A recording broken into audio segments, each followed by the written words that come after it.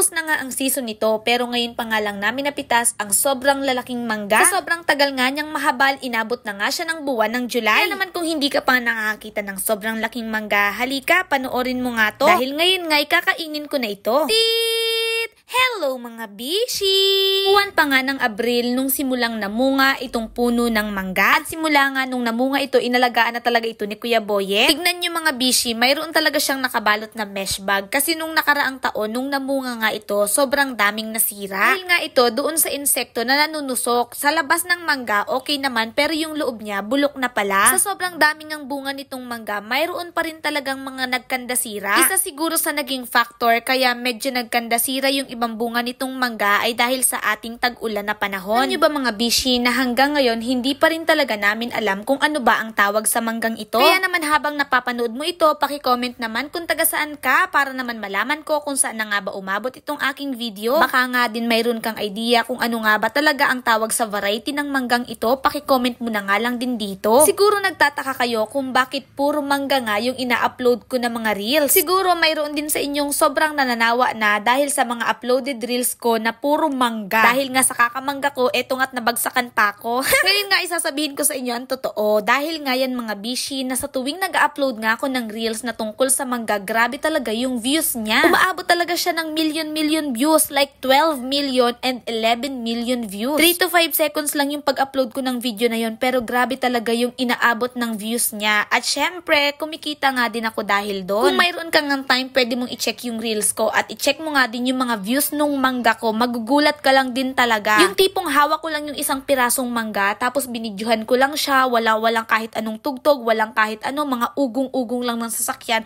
Grabe, 1.7 million, 500,000, 3 million, ganun talaga bishi, nakakaloka. Imaginin mo na lang kung magkano ang kinikita ko sa bawat video na yon. O diba, sinong hindi mag-a-upload ng mangga bishi? Nakahirap-hirap, nag-video ka lang nung mangga, hawak-hawak mo lang yung mangga, pero million views siya. O diba? Kaya naman mga bishi, kung makikita nyo na nag-upload ako ng reels, pagpasensyahan nyo na kung puro mangga kasi grabe din talaga yung hatak ng followers niya. Tapos ang nakakaloka pa, yung mga nagko-comment dun sa aking 12 million views, mga taga-ibang bansa, mga iba yung lingwahe nila. Mayroon pa akong pinipindot na translation para lang maintindihan ko yung kanilang mga sinasabi. Ganun talaga yung power nitong super laking mangga. Ang laki talaga ng naitulong nito dito sa aking vlogging career bishi. Kaya naman kung mayroon talaga akong utang na loob dito talaga sa manggang ito, grabe talaga mga bishi. Sobrang salamat din talaga dito sa may-ari. Walang iba kundi si Kuya Boyet Alcantara. Buti na lang talaga mayroon siyang tanim na ganito. Paalala ko lang sa inyo mga bishi, hindi po sa akin itong mangga. Nakiki-video lang ako. At sobra-sobra talaga yung pasasalamat ko kay Kuya Boyet kasi hinahayaan niya lang din talaga akong mag-video doon sa kanyang mangga. Salamat talaga Kuya Boyet. Sobrang salamat. Sa sobrang dami nga naming pinitas, hindi lahat yun napunta sa akin bishi. Humingi nga lang ako ng isang piraso at syempre yung pinakamalaki. Halos kasing laki nga ng mukha ko itong isang pirasong mangga na hawak ko. Kumuha nga ako ng isang pinggan tapos inilagay ko dito. Ay grabe, kitang-kita nyo naman sakop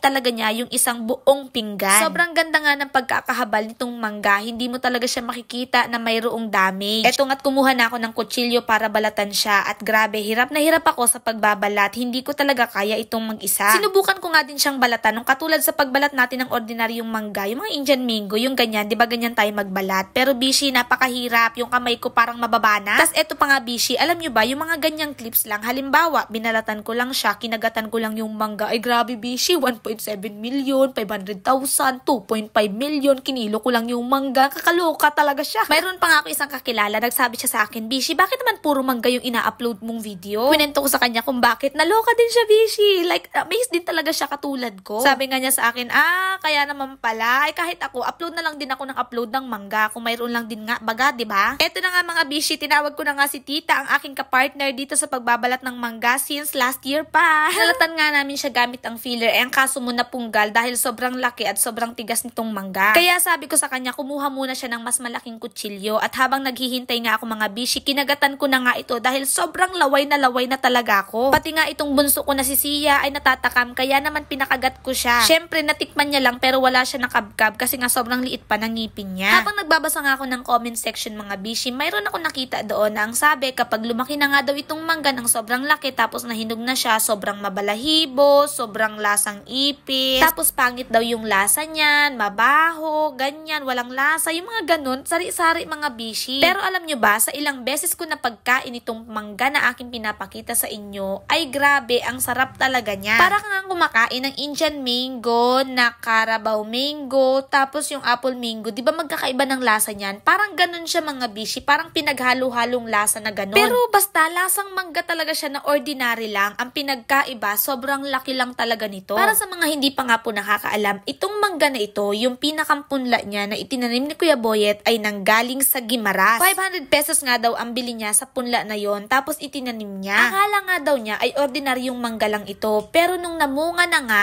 after 5 years ata, nagulat kaming lahat dahil sobrang laki talaga ng kanyang bunga. Kung hindi nga siya nasisira mga bishi ng manunusok, ay ang ganda nitong inegosyo. Last year pa nga ginagawa ng paraan ni Kuya Boyet kung papaano nga ba hindi masira itong mangga, pero hindi pa din talaga niya makuha-kuha yung tamang diskarte. Mayroon pa rin talagang lumulusot na damage kada piraso nitong mangga. Tingnan niyo mga bishi itong mangga, o parang may itim siya sa gitna. Hindi baga siya yung perfect talaga na pagkakahabal. Mayroon pa nga nangyari na yung mangga nahulog talaga siya from the puno. From the puno? Tapos nakita niya, bulok na pala yung mangga. O diba, nabubulok siya habang nandoon pa siya sa puno. Hindi ko din talaga alam kung bakit. Pero malay mo naman sa mga susunod na taon, ma-perfect na talaga yung pagpapabunga at pagpapadami nitong mangga nang hindi siya nasisira. Kasi kung gagawin talaga itong negosyo, ay grabe, bongga talaga yung kikitain mo dito. Sa isang piraso, tiba-tiba ka na talaga kung magkano ang kilo nito. O diba, bongga! Pero kung alam niyo po talaga kung anong tawag sa manggang ito, ay paki-comment na lang nga din po sa comment section para din naman talaga may idea kami. Dahil syempre, diba, mas maganda kung halimbawang alam mo kung ano yung tawag doon sa variety ng mangga. Halimbawa, may nagtanong, anong mangga yan? Eh, syempre, masasagot namin. Ganun. Kaya naman mga bishi, maraming salamat po sa inyong suporta sa akin. Maraming salamat po dahil patuloy niyo pong pinapanood ang aking mga uploaded reels at videos. O, paano ba mga bishi? Hanggang dito na lang muna. Maraming salamat sa inyong patuloy na panonood. Patuloy po sana tayong pagpalain ng ating poong may kapal.